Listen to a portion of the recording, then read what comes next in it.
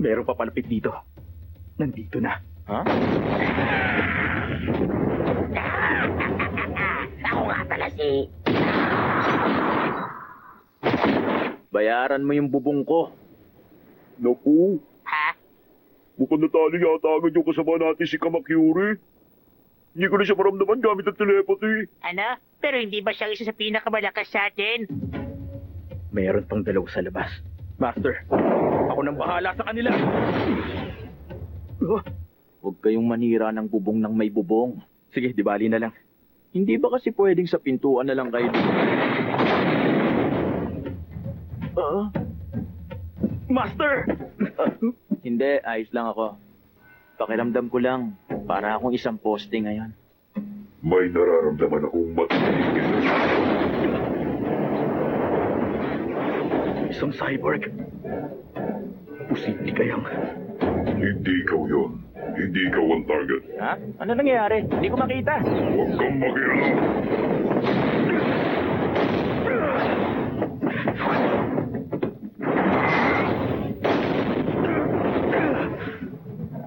Huwag kang kikilos. Meron lang ako itatanong sa'yo.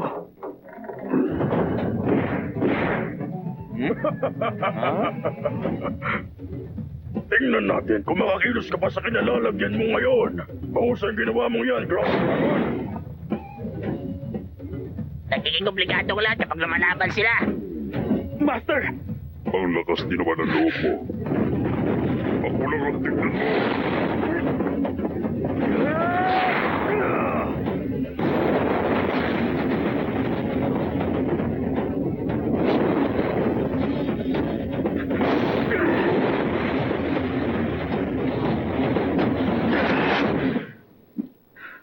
Ako pinakamalaking tagumpay ng akam ng House of Evolution.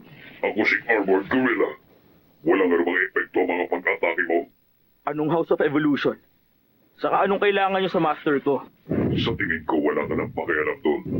At isa sa mga batas namin ang supoy ng sino mang humahadlang sa mga ginagawa namin. Kaya naman, kailangan kitang wasakin. Mabuti naman! Panoorin mo ngayon ang tunay na kapangyarihan ng nag-iisang Beast King! Lion Slash!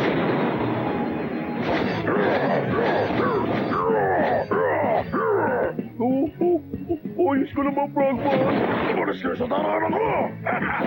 Ganito ang batas na kagubatan! Ikaw naman ang isusunod ko!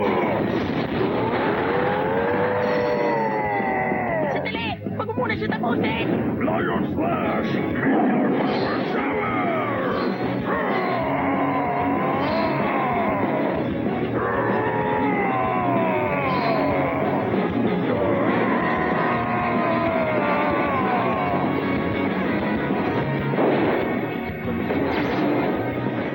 Normal punch.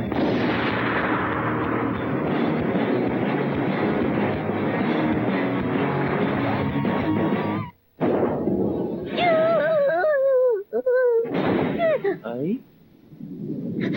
Wala nagsabi sa akin na ganun siya. Mas makakabuti kung umatras na kami. Huli ka. Hindi maaari!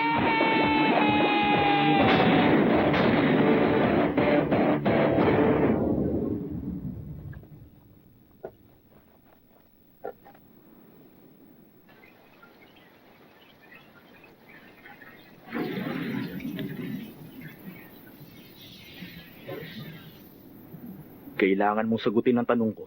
Kung ayaw mo pang mawala sa mundo, mamili ka. Ikaw ang mawawala sa mundo, hindi ako. Kung hindi mo pa alam, ako ang pangatlong pinakamalakas sa House of Evolution. Sa lakas na taglay mo ngayon, hindi mo matatalo si Beast King, ang pangalawang pinakamalakas sa amin. Sigurado mamamatay ka. Ito ba yung Beast King na yon? Mukhang yan na nga.